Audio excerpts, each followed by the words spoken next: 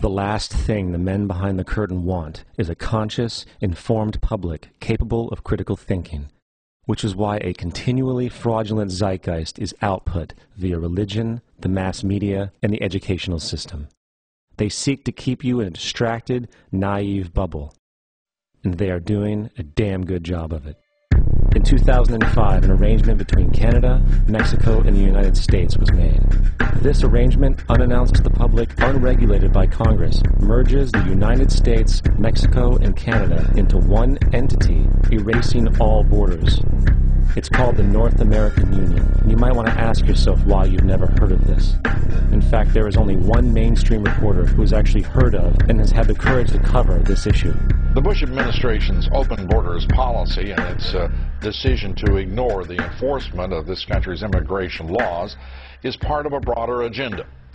President Bush signed a formal agreement that will end the United States as we know it, and he took the step without approval from either the U.S. Congress or the people of the United States. It's a deal that few have even heard of. It's being done again by very few people at the very top on behalf of the investment class, but the working class of people, political officials across our country, from communities, from cities and so forth, they don't know anything about this. This isn't some trade agreement. It is a total removal of sovereignty from these countries, which will also result in a completely new currency called the Amero. Fall. Apart from that, I think one thing people who are dollar-based need to focus on is the Amero. That's the one thing that nobody's talking about, but I think it's going to have a big impact on everybody's life in Canada, the U.S., and Mexico. The Amero is the proposed new currency for the North American community, which is being developed right now between Canada, the U.S., and Mexico to make a borderless community, much like the EU, and the dollar, Canadian dollar, U.S. dollar, and the Mexican peso replaced by the Amero. By default of this agreement, the American Constitution will eventually be obsolete. You would think that a situation like this would be on the cover of every major newspaper. That is until you realize that the people who are behind this movement are the same people behind the mainstream media, and you are not told what you're not supposed to know. The North American Union is the same concept as the European Union, the African Union, and the soon-to-be Asian Union, and the same people are behind all of them. And, when the time is right, the North American Union, the European Union, the African Union, and the Asian Union will be merged together, forming the final stages of a plan these men have been working on for over 60 years. A one-world government.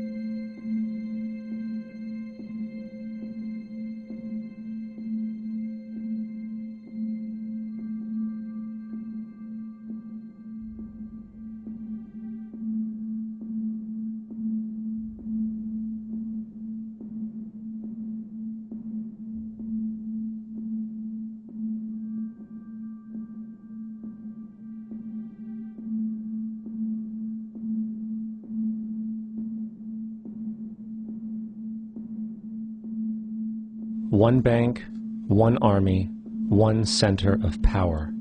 And if we have learned anything from history, it is that power corrupts, and absolute power corrupts absolutely. This is Aaron Russo, a filmmaker and former politician. To his left is Nicholas Rockefeller of the infamous Rockefeller banking and business dynasty. After maintaining a close friendship with Nicholas Rockefeller, Aaron eventually ended the relationship, appalled by what he had learned about the Rockefellers and their ambitions. I got a call one day from an attorney woman I knew, and she said, "Would you like to meet one of the Rockefellers?" I said, "Sure, I'd love to." And we became friends, and he began to divulge a lot of things to me. So he said to me one night, he said that there's going to be an event there, and out of that event, you're going to see, we're going to go into Afghanistan, so we can run pipelines from the Caspian Sea. We're going to go into Iraq to take the oil and establish a base in the Middle East, and we're going to go into Venezuela and try and get rid of Chavez. And the first two they've accomplished. Chavez they didn't accomplish. And he said you're going to see guys going into caves looking for never going to find. You know, he was laughing about the fact that you have this war on terror. There's no real enemy. He's talking about how by having this war on terror, you can never win it because so it's an eternal war. And so you can always keep taking people's liberties away. And I said, how are you going to convince people that this war is real? He said, but the media can convince everybody it's real. I mean, you know, it's just that you keep talking about things. You keep saying it over and over and over again, and eventually people believe it. You know, you created the Federal Reserve in 1913 through lies. You create 9/11, which is another lie.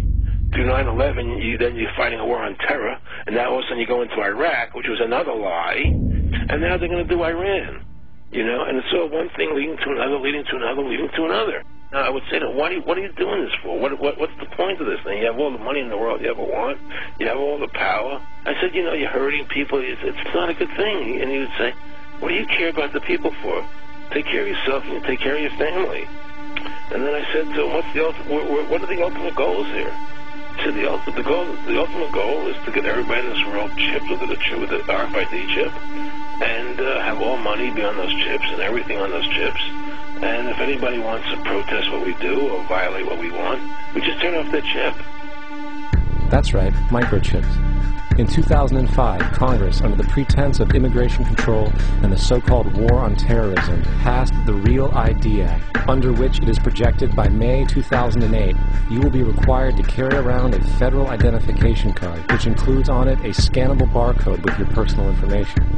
However, this barcode is only an intermediary step before the card is equipped with a VeriChip RFID tracking module, which will use radio frequencies to track your every move on the planet.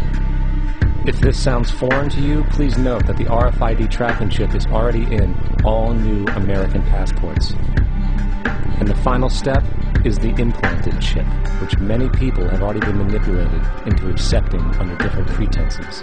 We have a Florida family who are really pioneers in a brave new world. They have volunteered to be the first ever to have microchip identification devices implanted into their body. After 9/11, I was really concerned with the security of my family. I wouldn't mind having something planted permanently in my arm that would identify me. In the end, everybody will be locked into a monitored control grid where every single action you perform is documented. And if you get out of line, they can just turn off your chip, for at that point in time, every single aspect of society will revolve around interactions with the chips. This is the picture that is painted for the future if you open your eyes to see it. A centralized one-world economy where everyone's moves and everyone's transactions are tracked and monitored, all rights removed. The most incredible aspect of all, these totalitarian elements will not be forced upon the people.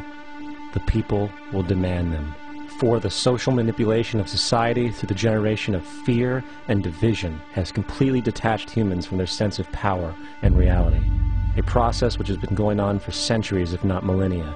Religion, patriotism, race, wealth, class, and every other form of arbitrary, separatist identification and thus conceit has served to create a controlled population, utterly malleable in the hands of the few. Divide and conquer is the motto, and as long as people continue to see themselves as separate from everything else, they lend themselves to being completely enslaved. The men behind the curtain know this, and they also know that if people ever realize the truth of their relationship to nature, and the truth of their personal power, the entire manufactured zeitgeist they prey upon will collapse like a house of cards.